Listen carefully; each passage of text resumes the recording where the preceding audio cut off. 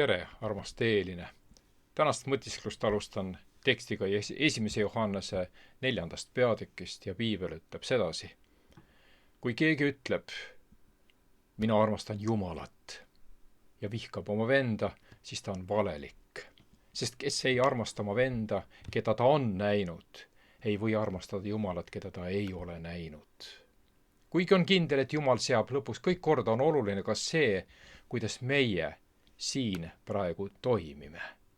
Siin võib olla palju ülekohut ja kurjust, mida Jumal praegu ei kõrvalda.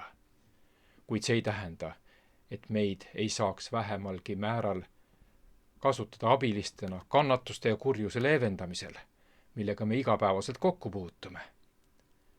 Tegelikult meie, eriti kristlased, oleme kohustatud seda tegema. Oleme juba näinud, et armastus ja õiglus käivad käsikäes, need on lahutamatud. Jumal armastab õiglust. Järelikult, kui armastame Jumalat, armastame ka õiglust. Ühtlasi, kui armastame Jumalat, armastame üksteist. Üksteise armastamise osaks on hoolitseda meie ümberolijate hea käekäigu pärast. Kui kaasinimesi on tabanud viletsus, rõhumine või mis tahes laadi ebaõiglus, peaksime kandma nende eest hoolt. Peaksime endilt küsima, mida saama teha üksikisikuna ühiselt ja selleks, et edastada Jumala armastust ja õiglust sel moel, mis peegeldab meie katkises maailmas issanda täiuslikult õiglast ja armastavat iseloomu.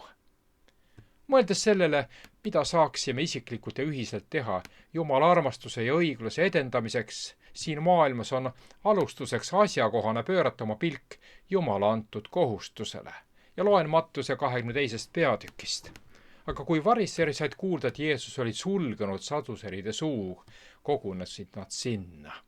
Ja üks seadusandja nende seast küsis teda kiusates. Õpetaja, milline käsk seaduses on suurim? Jeesus vastas talle, armasta issandat oma Jumalat kogu oma südamega ja kogu oma hingega ja kogu oma mõistusega. See ongi suurim ja esimene käsk. Teine on selle sarnane. Armasta oma ligimest nagu iseennast. Neis kahes käsus on koos kogu seadus ja prohvetid.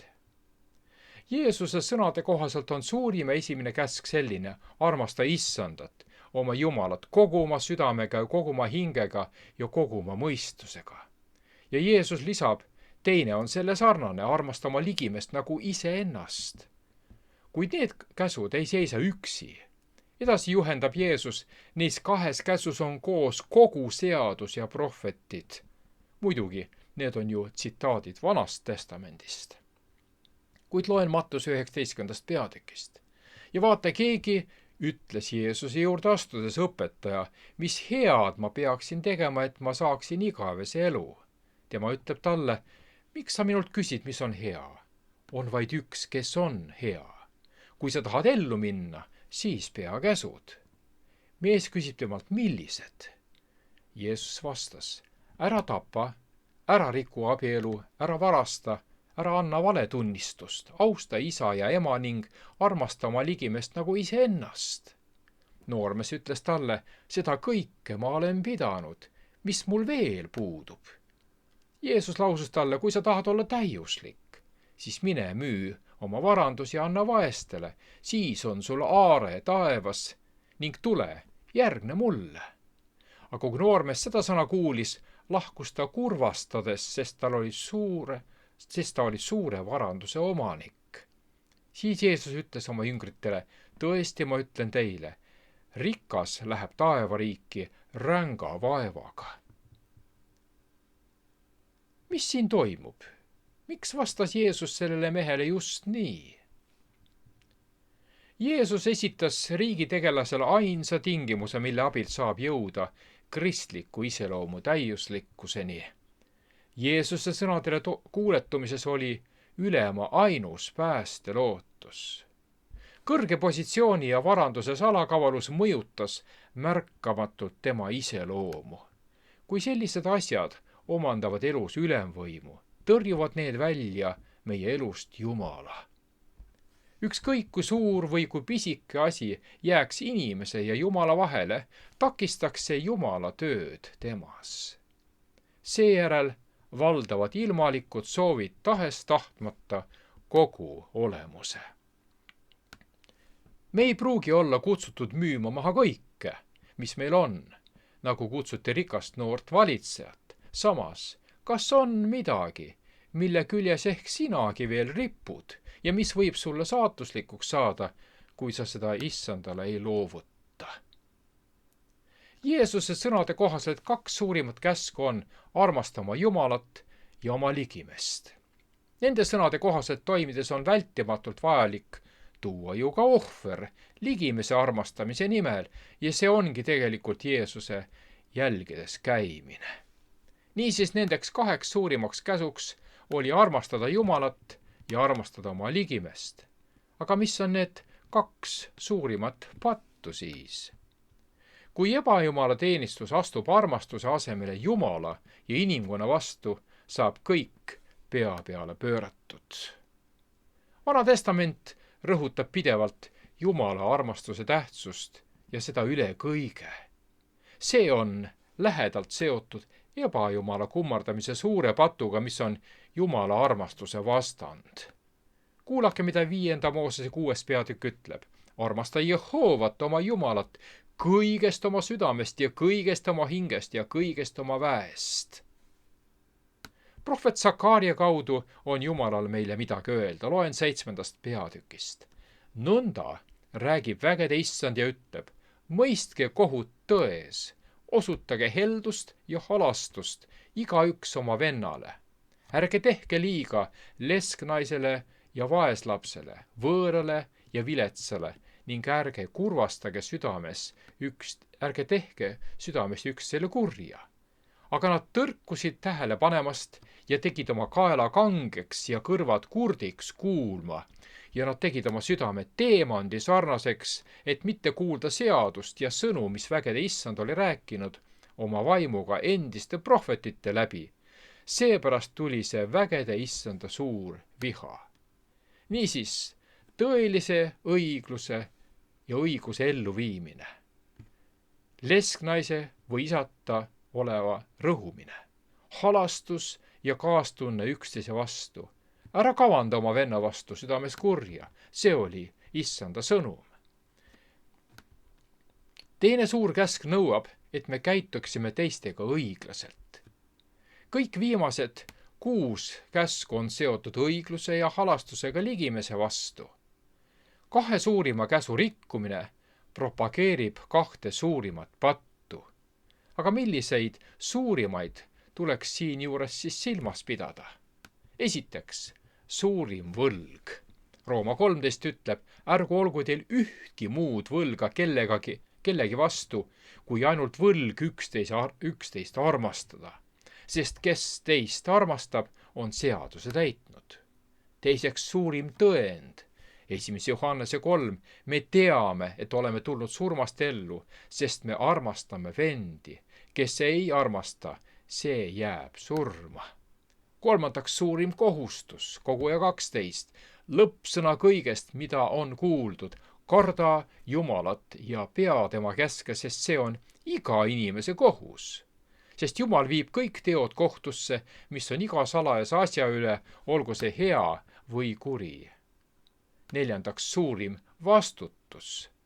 Mattuse 25. Siis vastab kuningas ja ütleb neile, tõesti, ma ütlen teile, et mida te iganes olete teinud ühele nende mu vähemate vendade seast, seda te olete minule teinud.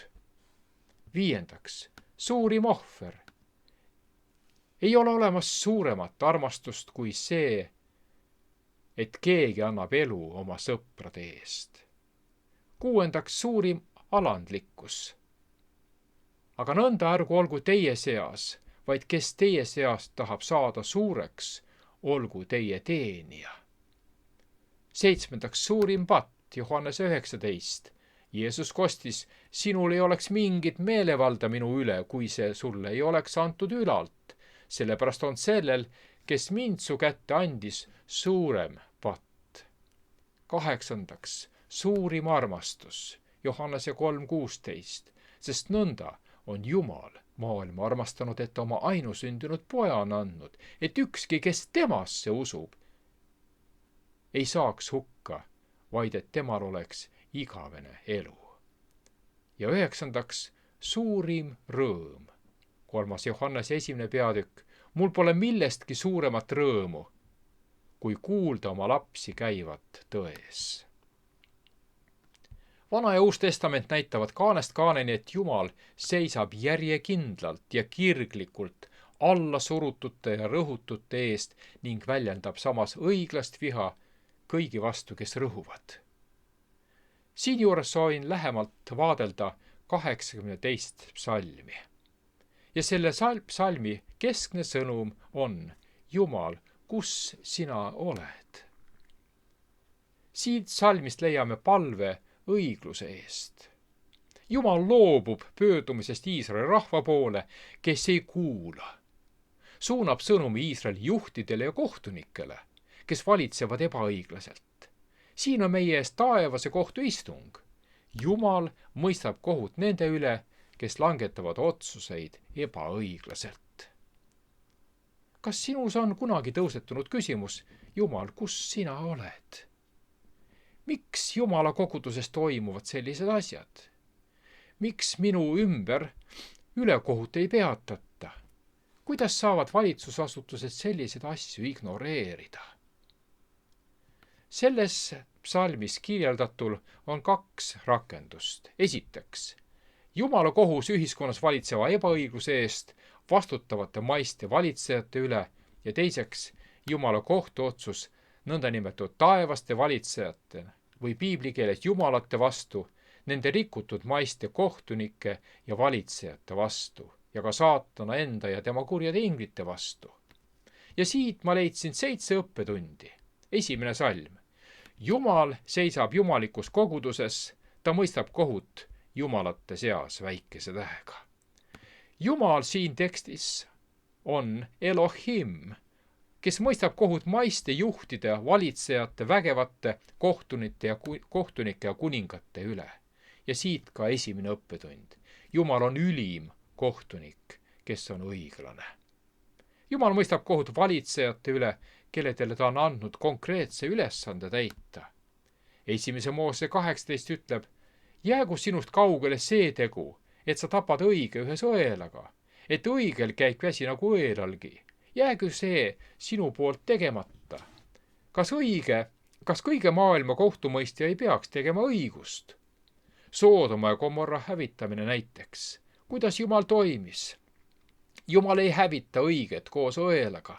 Ta on õiglane ja õige. Teine salm. Kui kaua te mõistate kohut ülekohtuselt ja hoiate õelate poole, küsib Jumal.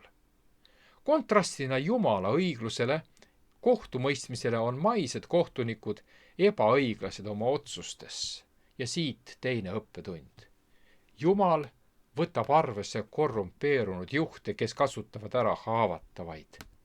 On kahetsusväärne, et need, kelle Jumal on määranud kaitsetute eest hoolitsema, kasutavad ära oma poliitilist ja religioosset positsiooni kaasinimeste kuritarvitamiseks ja ärakasutamiseks.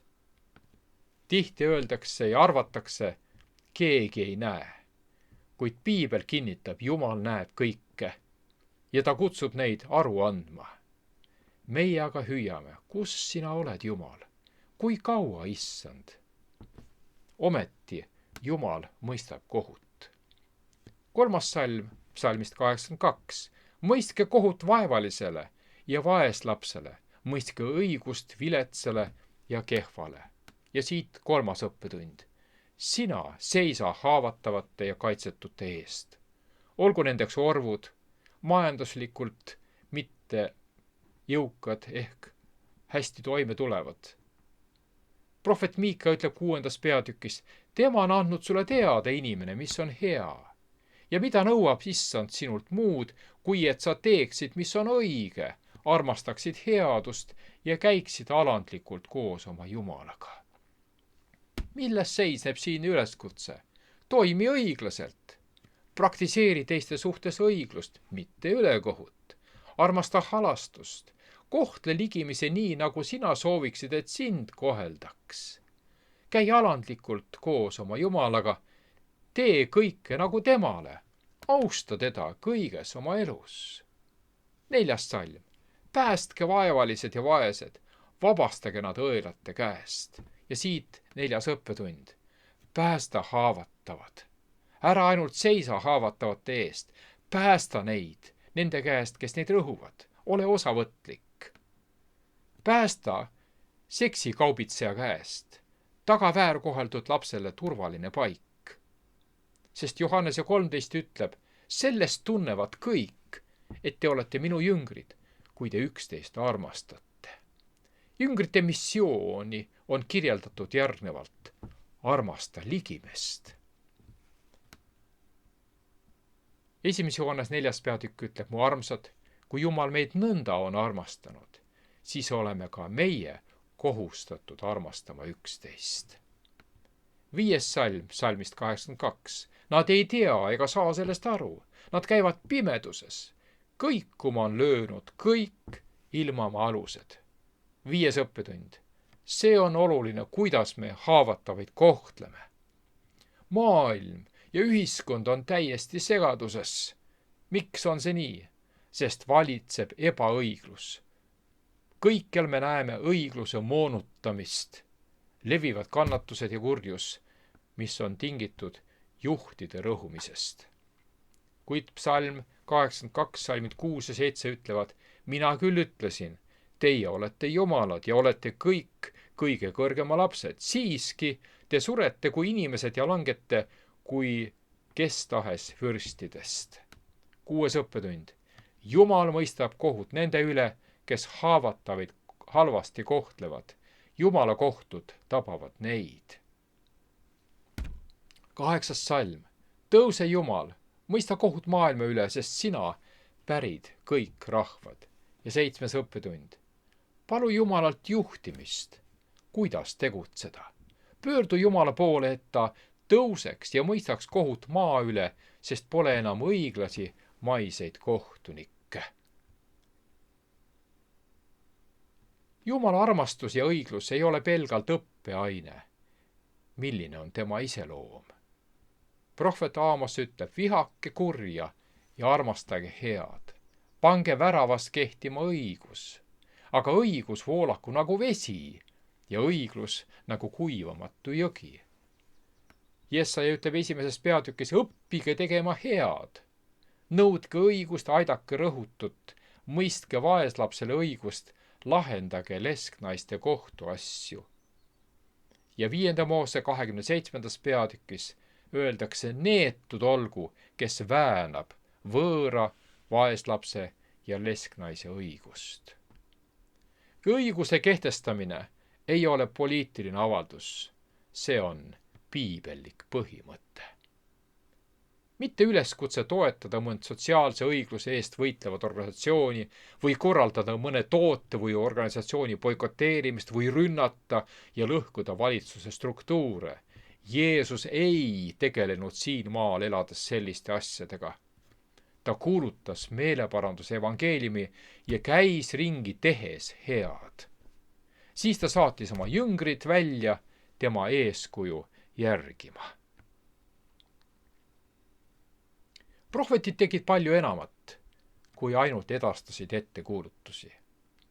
Kui mina peaksin prohvetite sõnumid ühe lausega kokku võtma, siis see kõlaks umbes nii. Nad näitavad meile Jumala perspektiivi. Teisisõnu, nad räägivad meile, mis on Jumala südamel. Jumala nägemus asjast on ennustav prohveteering. Jumala vaatenurk inimeste suhtes on nende vajadused, prioriteedid. Kas nende süda lööb samas rütmis tema omaga? Meil on vajalikud mõlemad. Piibli prohvetlike ennustuste mõistmine, kuid see ei tähenda, et me ei pea abivajajate eest hoolt kandma. Ja siin mõningad sõnumid, mida prohvetid on pühakirjas jätnud meile. Miika 3. peatükk viitab Iisraeli jõukatele juhtidele, kes kasutasid vaeseid ära kui neile, kes te sööte mu rahva liha ja nülite neilt naha, murrate nende luud ja tükeldate neid nagu liha keedupotti või katlasse panekuks. Ja samas peatükis salmides 9 ja 10 kirjeldab Jumal Iisraeli juhte nendena, kes te põlgate õigust ja väänate kõveraks kõik, mis on sirge, kes te ehitate Siionit verega. Siis veel Aamose 5. peatükis. et te tõstate viletsale renti ja võtate temalt viljamaksu, siis juhtub teiega nõnda. Kuigi te ehitate tahutkividest kodasid, ei ela neis teie. Kuigi te istutate toredaid viinamägesid, ei joo nende veini teie. Ja lõpuks veel Aamose 6. peatükk. Häda muretuile Sionis ja julgeile Samaaria mäel ja rahva tähtsaile meestele, kelle juurde tuleb Iisraeli sugu. Jesaja 5. peatükk. Häda neile, kes reastavad koja kõrvale ja lisavad põllule põllu, kuni enam ei jää üle paikagi, vaid üksnes teie elate maal. Hesekieli 22. Maarahvas vägivallatseb ja toimetab röövimist. Nad rõhuvad viletsat ja vaest ja teevad võõrale õigusvastaselt liiga. 3. Moos 23. Ja kui te lõikate maa vilja, siis ära lõika oma põlluääri sootuks ja ära nopi üles, mida su lõikuse järelt saaks noppida. Jäta see kehvale ja võõrale. Mina olen Issand, sinu Jumal. Ja Aamose 5. peatükis ütleb Jumal, et ta ei taha enam nende religioosseid rituaale, sest need on nii rüvetatud nõrkade ja vaeste kuritarvitamisega. Ja siia lisaks lõpuks veel üks Vanatestamenti prohvet, keda me tunneme mitmesuguste ennustuste tõttu ja loomulikult see on prohvet Daniel. 4. peatükis ta ütleb, seepärast kuningas, lase enesele meeldida minu nõu, vabasta ennast oma pattudest õigluse läbi ja oma ülekohtu tegudest viletsate peale halastades, et sinu õnn võiks kesta. Sa kuulsid, isegi kutsus võõra eest hoolitsema. Aga kes on see võõras? See, kes ei ole siit, kes on kusagilt mujalt pärit. Piibel kasutab sõna võõras. Meie ütleme selle puhul välismaalane või immigrant. Neist me ütleme, et nad ei kuulu siia. Mina ju maksan suurt raha, et siin elada. Mina olen siin sündinud. Mina olen selle nimel tõsiselt tööd teinud, et mul oleks siin elamise koht. Võõras on aga pea alati vaene, ta on vaene. Niipea kui ütlen immigrant, liiguvad kuulja mõtted kohe poliitikale. Õigluse ja armulikkuse osutamine võõrale pole aga poliitiline küsimus. Aga prohvetikuulutus käsitleb loomulikult küsimusi, mille üle arutletakse ka poliitilises ringkondades. Aga miks? Sest prohveteering käsitleb küsimusi, mis inimkonda lõhestavad. Ja Jumalal on seisukoht selles küsimuses. Kuidas me inimesi kohtleme? Kuidas me kohtleme võõramaalasi ja võõraid üldiselt? Kuidas me kohtleme lapsi ja seda juba eostamise hetkest alates? Kuidas kohtleme ahistatuid? Jumal hoolib inimestest, kes on kistud orjusesse, milline tänapäevalgi veel eksisteerib. Jumalale läheb korda see, kuidas me raha kulutame. Sest kui kulutame oma raha luksusesemetele, maitsetele ja sõltuvuste rahuldamisele, siis ilmselt toetame orjust. Jumal räägib nende hoolimisest, kes ongi sõltuvustes. Luuka 4. peatükis on meieni toodud Issanda sõna ja see ütleb nii. Issanda vaim on minu peal, sest ta on mind salvinud. Ta on mind läkitanud kuulutama vaestele rõõmusõnumit, kuulutama vangidele vabaks laskmist ja pimedatele nägemist, laskma vabadusse rõhutuid. Ja Mattuse 25. peatüki põhjal saame öelda, et jumalikus kohtus on oluline see, mida me tegime leskedele, vaestele ja võõrastele. Jumala kuningriik ei ole katkine korrumpeerunud hoolekandesüsteem. Inimesed on seal need, kes tegutsevad Jumala eesmärkide nimel. Aga kuidas õigluse jarule seadmine välja näeb? Siin mõningad mõtted sellest. See ei ole kindlasti mugav tegevus, ka mitte populaarne. See ei muuda inimesi mugavaks, sest kui sina oled otsustanud mitte hoolida teistest, teeb seda keegi teine. Seda ei võeta ka alati vastu tohutu tänutundega. See ei saa olema ühekordne ettevõtmine, et siis ütleme, et see on nüüd tehtud. See läheb sulle midagi maksma. See nõuab ohvrit ja aega. See hõlmab otsuseid, kuidas me raha kulutame. See nõuab õppimist, et mõista probleeme, millega me ei pruugi tuttavad olla. Selleks tuleb näha vaeva, et leida need, keda koheldakse ebaõiglaselt. Ja lihtsalt öeldes, isekusel ei ole elus siis enam kohta. Leia ja aita abivajajaid. Jumal ei piista silmi kinni ja seda ei peaks ka meie tegema.